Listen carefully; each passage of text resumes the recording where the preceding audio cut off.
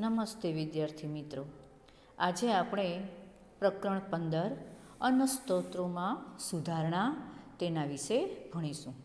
વિદ્યાર્થી મિત્રો, આપણે બધા જ જાણીએ છીએ કે દરેક સજીવને ખોરાકની જરૂરિયાત હોય છે, આવશ્યકતા હોય છે. ખોરાક કે આહારથી આપણું શરીર છે એ સારી રીતે વૃદ્ધિ અને વિકાસ પામી શકે છે, કેમ કે ખોરાકમાંથી આપણને પ્રોટીન, કાર્બોદિત, ચરબી, વિટામિન અને ખનિજ ક્ષાર પ્રાપ્ત થાય છે. આ બધા તત્વોની આવશ્યકતા આપણા વિકાસ, વૃદ્ધિ અને સ્વાસ્થ્ય માટે હોય છે. વનસ્પતિઓ અને પ્રાણીઓ બંને આપણા ખોરાકના મુખ્ય સ્ત્રોત છે. મોટાભાગનો ખાદ્ય પદાર્થ આપણને ખેતીવાડી તથા પશુપાલનથી મળી રહે છે. આપણે સમાચાર પત્રોમાં પણ વાંચીએ છીએ કે ખેતીવાડી કે કૃષિ ઉત્પાદન અને પશુપાલનને વધારવાનો પ્રયાસ થઈ રહ્યો છે. શા માટે? કારણ કે વસ્તી વધારો થતો જાય છે, એમ જરૂરિયાત પણ વધતી જાય છે અને એ માટે ઉત્પાદન થવું પણ ખૂબ જ જરૂરી છે. ભારતની વસ્તી ખૂબ જ વધારે છે. આપણા દેશની વસ્તી 1 બિલિયન એટલે કે 100 કરોડથી પણ વધારે છે અને એમાં સતત વધારો થતો રહ્યો છે અને આ માટે એટલા જ અન્ન ઉત્પાદનની જરૂરિયાત રહે છે. આ વધારો વધારે ભૂમિ પર ખેતીવાડી કરવાથી જ સંભવ થઈ શકે. તો ભારતમાં પહેલેથી ઘણા બધા સ્થળો પર ખેતી થઈ રહી છે, કેમ કે આપણો ભારત દેશ પહેલેથી જ ખેતી પ્રધાન દેશ છે.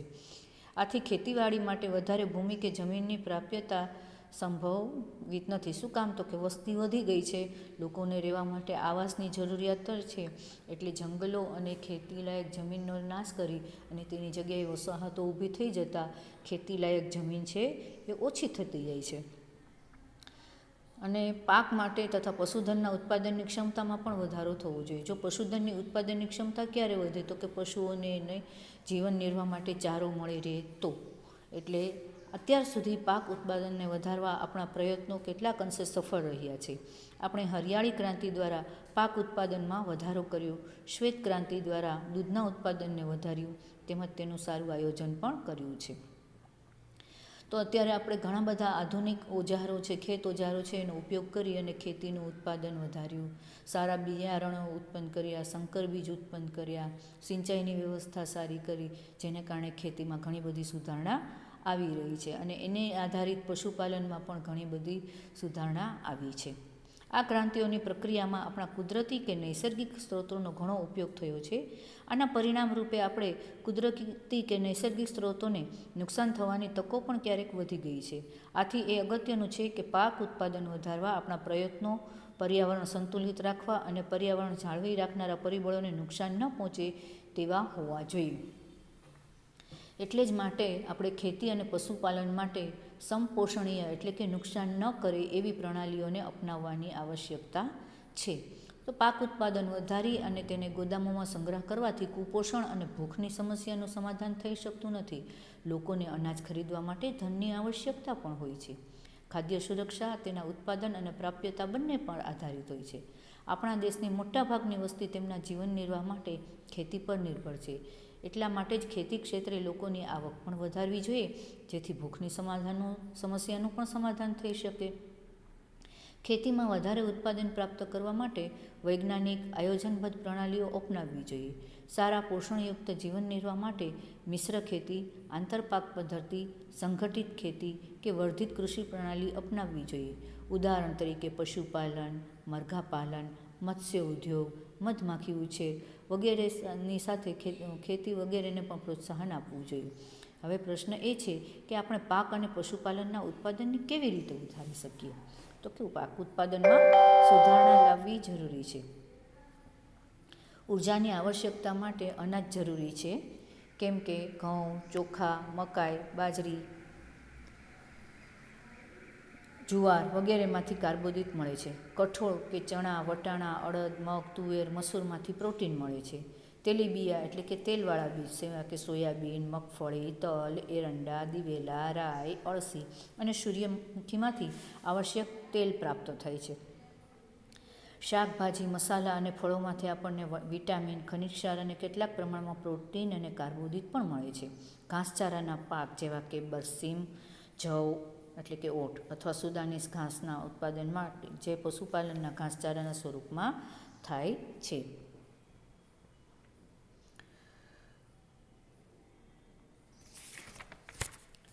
નવેમ્બરથી એપ્રિલ મહિના સુધી આ પાક ઉગાડવામાં આવે એવા પાકને રવિ પાક કહે છે.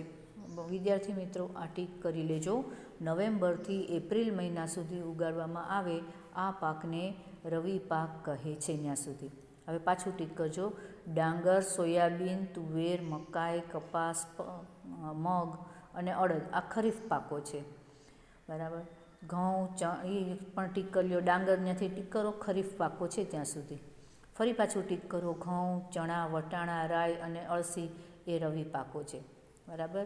તો અત્યારે જે પાકો હવે બજારમાં આવતા હશે આ નવેમ્બરથી એપ્રિલમાં, તે બધા આપણને રવિ પાક છે એ બજારમાં મળે છે.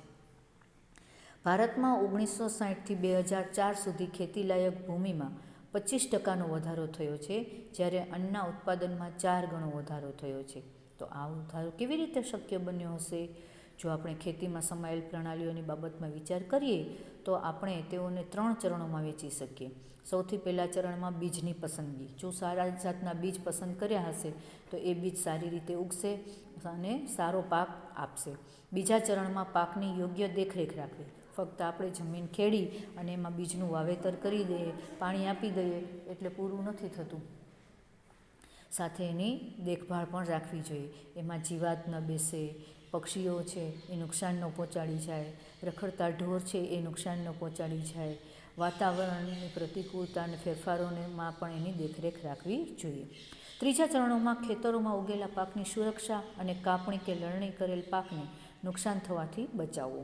તો આપણે પાક છે એ એના છોડ ઉપર પાકી જાય પછી આપણે એની કાપણી કરી લઈએ અથવા તો લણણી એટલે કે ઉતારી લઈએ છીએ.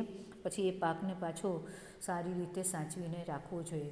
ગમે તેમ ખુલ્લામાં ઢગલા કરી અને આપણે મૂકી દઈએ તો રખડતા ઢોર છે, ઉંદરડા છે, બીજા પક્ષીઓ છે આવીને નુકસાન પહોંચાડી જાય છે.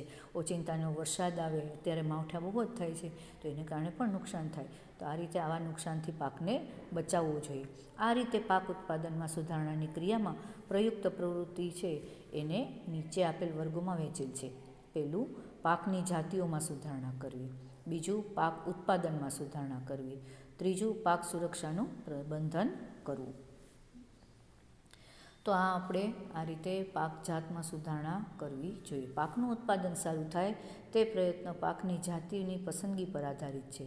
પાકની જાતિઓ કે જાતો માટે વિવિધ ઉપયોગી લક્ષણ જેવા કે રોગ પ્રતિકારક ક્ષમતા, ખાતર પ્રત્યે પ્રતિચાર, નિપજની ગુણવત્તા અને ઊંચા ઉત્પાદનને આધારે પસંદગી કરી પ્રજનન કરાવી શકાય છે. પાકની જાતોમાં ઇચ્છિત લક્ષણોને સંકરણ દ્વારા ઉમેરી શકાય છે. સંકરણ વિધિમાં વિવિધ આનુવંશિક લક્ષણોવાળી વનસ્પતિઓમાં સંકરણ કરાવવામાં આવે છે.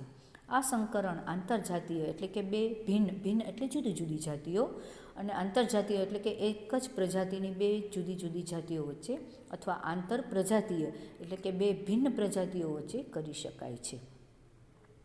તો ટીક કરજો. પાકનું ઉત્પાદન સારું થાય ત્યાંથી તે બે ભિન્ન પ્રજાતિ વચ્ચે કરી શકાય છે ત્યાં સુધીનું ટીક કરી લેવાનું. પાક સુધારણાની બીજી રીત એ છે કે ઐચ્છિક લક્ષણોવાળા જનીનને ઉમેરવા. આના પરિણામ સ્વરૂપે જનીનિક રૂપાંતરિત પાક એટલે કે GMCS મળે છે. બરાબર. Genetically modified crops. બરાબર, એનું ફૂલ ફોર્મ છે. તો એ પણ પાક સુધારણાની ત્યાંથી ટીક કરી GMCS મળે છે ત્યાં સુધી ટીક કરી લેજો. નવી જાતિઓને અપનાવવા કે સ્વીકારતા પહેલાં આવશ્યક છે કે પાકની જાતિની વિવિધ પરિસ્થિતિઓમાં જે વિભિન્ન ક્ષેત્રો કે વિસ્તારોમાં ભિન્ન ભિન્ન હોય છે તે સારું ઉત્પાદન આપી શકે છે. ખેડૂતોને સારી ગુણવત્તાવાળા વિશિષ્ટ બિયારણની પ્રાપ્તિ થવી જોઈએ અથવા બીજ તે જ જાતિના હોવા જોઈએ જે અનુકૂળ પરિસ્થિતિમાં અંકુરણ પામી શકે.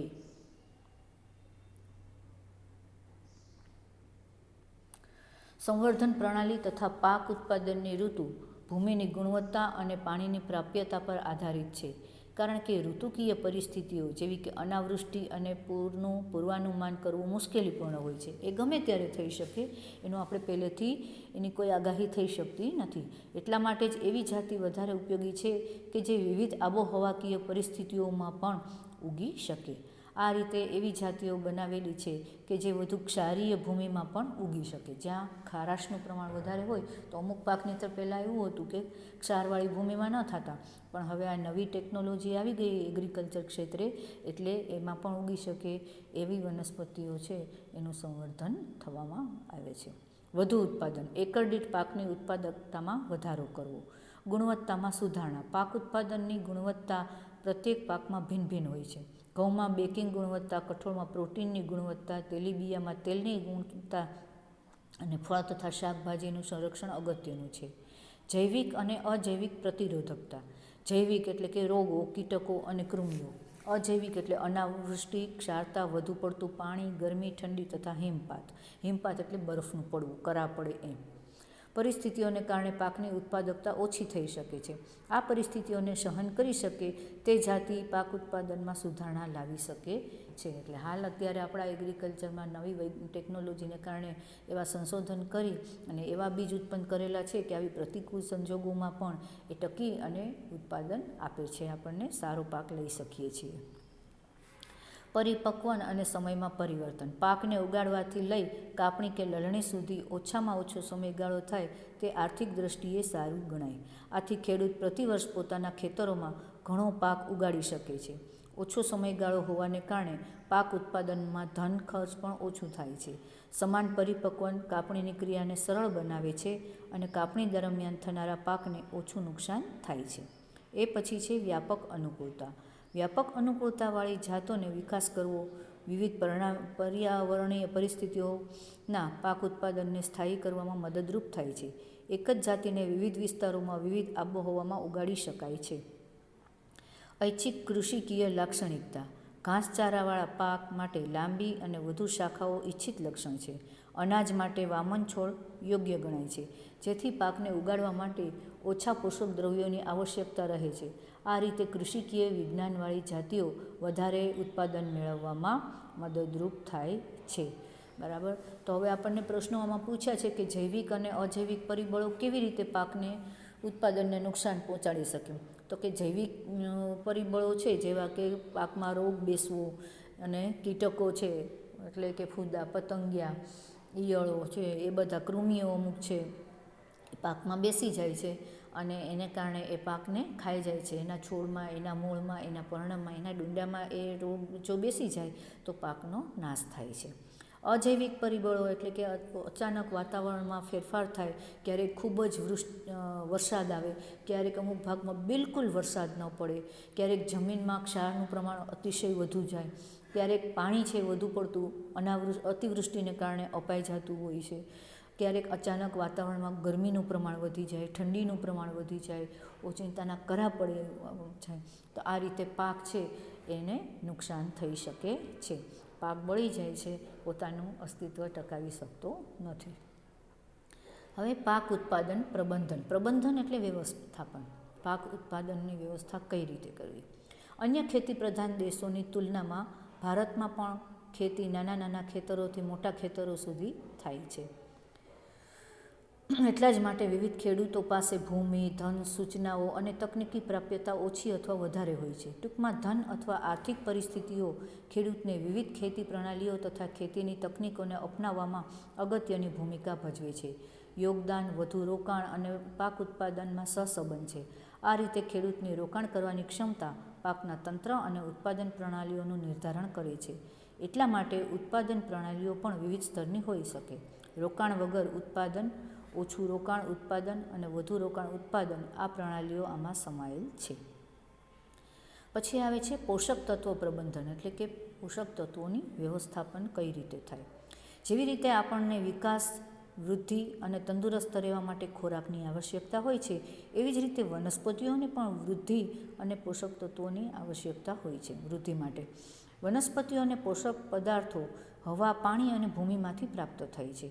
વનસ્પતિઓ, ટીક કરજો વિદ્યાર્થી મિત્રો, વનસ્પતિઓ માટે 16 પોષક તત્વો આવશ્યક છે. ટૂંકા પ્રશ્નોમાં ખાલી જગ્યામાં આવા પૂછાઈ શકે. ટીક કરી લેજો. પાછું ટીક કરો. હવામાંથી કાર્બન, ઓક્સિજન, પાણીમાંથી હાઇડ્રોજન અને ઓક્સિજન તેમજ બાકીના 13 પોષક તત્વો ભૂમિમાંથી પ્રાપ્ત થાય છે. ટીક કરી લેજો, આ વસ્તુ પણ પૂછાઈ શકે. આ 13 પોષક તત્વો 13 પોષક તત્વો ત્યાંથી પાછી ટીક કરો. 13 પોષક તત્વોમાંથી 6ની માત્રા વધારે જોઈએ, એટલા માટે તેઓને બૃહદ પોષક તત્વો એટલે કે ગુરુ પોષક તત્વો કહે છે. એક ગુણના પ્રશ્નોમાં પૂછાય કે ગુરુ પોષક તત્વો એટલે શું, તો તેનો આ જવાબ લખી શકાય. બાકીના 7 પોષક તત્વો ત્યાંથી પાછું ટીક કરો. બાકીના 7 પોષક તત્વોની જરૂરિયાત ઓછા પ્રમાણમાં હોય, એટલા માટે તેઓને લઘુ પોષક તત્વો કે સૂક્ષ્મ પોષક તત્વો કહે છે. ત્યાં સુધી ટીક કરો. તો અત્યારે આપણે અહીં સુધી રાખીએ. ફરી મળીશું. ધન્યવાદ. આભાર.